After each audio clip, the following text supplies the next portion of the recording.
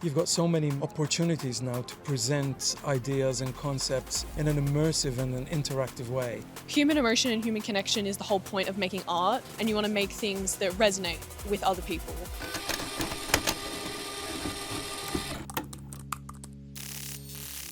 Design has been through every wave of technology, from screen printing to softwares to AI.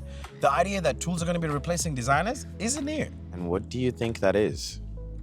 They're stencils. Letter stencils.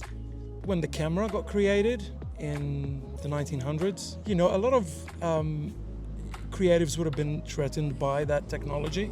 But in actual fact, as we know, over time, it's kind of allowed itself for both skill sets, for photography and illustration. Technology has always been a part of the design process, and I think it's important to continue growing with the industry so that you can keep developing your skills and your works can just get better and better.